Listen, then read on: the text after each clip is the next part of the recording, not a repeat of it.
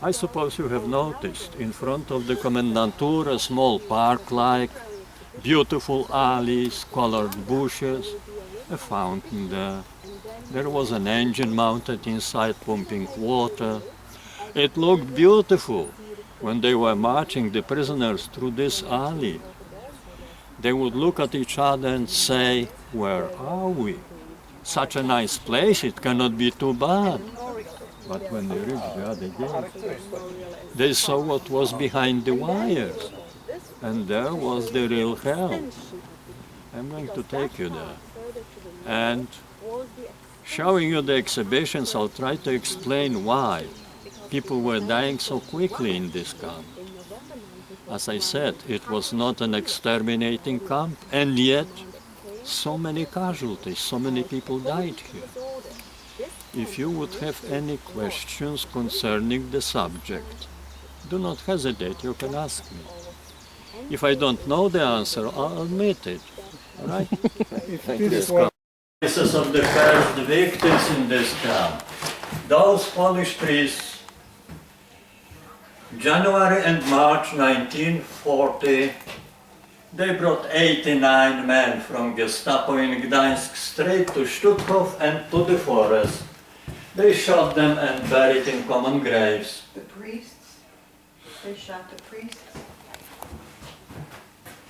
The priests, yes, teachers, businessmen, Polish intelligence. Okay. So, one thing needs explaining straight away. This territory was not Poland. You must understand that. Polish territory, and yet the state which existed here was a German state. Freistaat Danzig, Free City of Gdańsk, created after the First World War. And they had their German government here. They were ruling themselves. It had nothing to do with Germany. And yet German people, 86% of the population here, they were German people. Only 12% Poles. So on Polish territory, a German state created.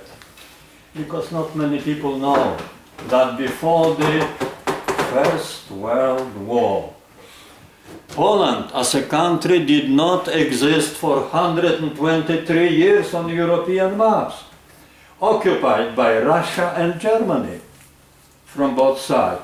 So there was no Poland at all at that time. So after the First World War, when Poland started to exist as a country, this became a problem. The Germans said, most of the population, they are German people, so it should be German. We have no time to explain why so many German people lived here, because I would have to go back to 13th, 14th century to explain how they were bringing more and more settlers, especially the German order, which acted here at that time. That's why. And of course, the state called Freistaat Danzig was ruled by their own government, German government. It was under the control of League of Nations. But when Hitler became Chancellor in Germany, he just did not care about the League of Nations. He had a strong army and everyone was afraid.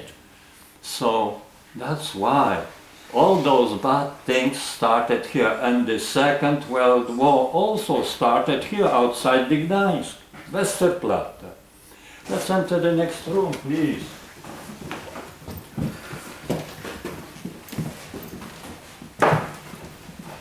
I want to tell you about this woman, because she died here in the Jewish section. Who was she? She was a teacher. She lived in Wilno, former Polish town in the east. She was taking care of street children, educating those children. When the war started, Russians came to Wilno. When they came, they arrested her. It was forbidden to teach Polish children. So she stayed in the prison. The school was locked. In 1941, when Hitler attacked Russia, she came out from prison. And she started to do what she was doing previously, teaching Polish children. The Germans also did not allow to teach Polish children. That's why she was arrested again. And she was brought here to this camp. In this camp, in the Jewish section, there was a barrack number 27.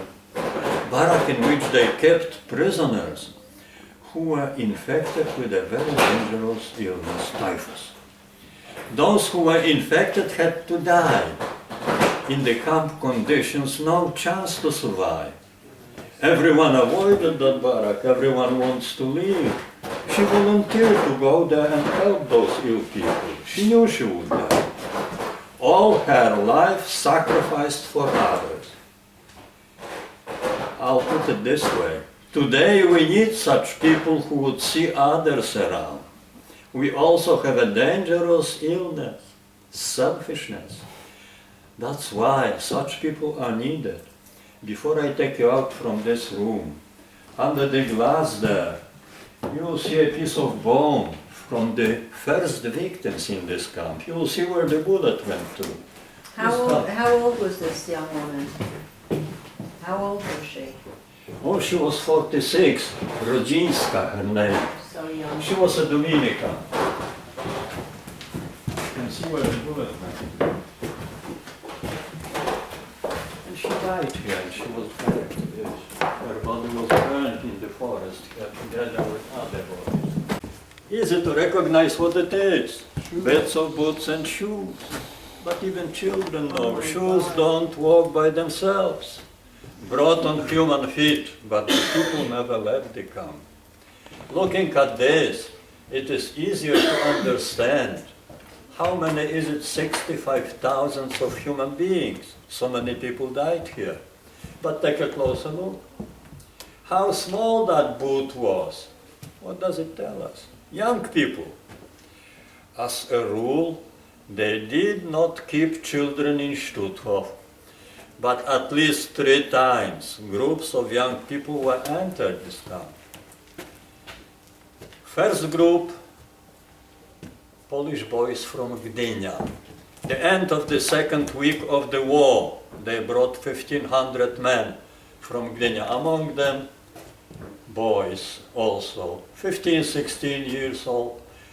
What they usually did when they gathered the people in the town, they would say women to one side, men to another side, and to the boys, you want to go with father or mother? Boys usually chose fathers. That's why the boys were here also among those 1,500 men. At that time there were no barracks, only a glade in the forest surrounded with barbed wire fence. No roof over the head. That's why young people were dying very quickly. January 1943, big transport of children from Belarus. Only 3 months. They kept them here, half of them died. Then 44, when they brought those Jewish women here. Some mothers had children. Children were taken away from their mothers, kept separately. Also many of those children died here. What did happen to children? 2 special camps existed for children. One in town Lodz, another in Schlesien district in the south. And there they would decide which child, by the look of it, fits to be Germanized, which is to be used otherwise. Dr. Heim, the name. Already at the time of the Second World War, he was practicing the transplantation of human organs. Children suffered most. I'll give you an example. 70 millions of people lost their lives in connection with the Second World War. In those 70 millions, only 19 million soldiers. The rest, children, women, old people. So, a soldier has some kind of means to defend himself. Children have no means to defend at all. That's why. This barrack is original. It was the first barrack raised here. It was used for a long time as a deposit place. When they were bringing new groups of prisoners, there were many things forbidden to take inside the camp. So they would take away those things from the prisoners. Or they would make a list and say, when you go out, you'll receive it back. But they never went out. That was the problem. We must understand that up till 1942, there was a bit different method, because this camp was not a concentration camp. It was a prison. And of course, they wanted to have the intelligence out of the way, because the intelligence could be the natural leaders against Hitler, against Germans. That's why those who were arrested here at that time, they intended to have them out of the way, sooner or later. That's why out of 12,500, 6,000 were killed already here. Among others, 89 of those which I pointed out to you on the first exhibition. This is how they were dealing with them. Nobody really knows how many such graves may still exist in that forest. Let's walk towards the gate, please. A group of prisoners they would keep for quite a long time. Special welcoming prepared here for new prisoners. A wooden construction was standing here. If you look through the window there later on, you'll see it.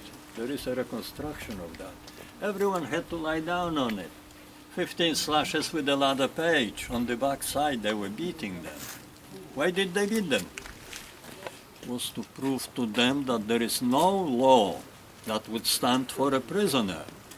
That the only law are the assessment and the management of the commandantur. When they have beaten them, they would read the camp regulation. First paragraph in the camp regulation said, a prisoner is a state enemy and there should be no mercy whatsoever to him. No mercy. That's why they were dying so quickly. That pile of bricks there, I'll point it out to you when we see the model of the former camp. There was a long barrack, the camp Gestapo there. It was in that barrack where they would decide what is to happen to the prisoner who was still awaiting to be locked there behind that gate.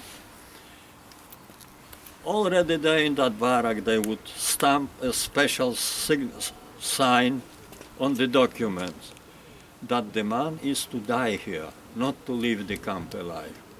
I'll point it out to you later on the exhibitions. So this is how they were treating them here. Over the gate, as you can notice, the post where the guards would stand, the SS. There is a small platform there.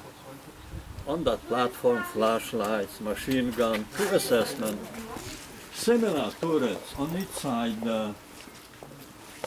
Up till 1942, prisoners had no water in the barracks, no toilets in the barracks.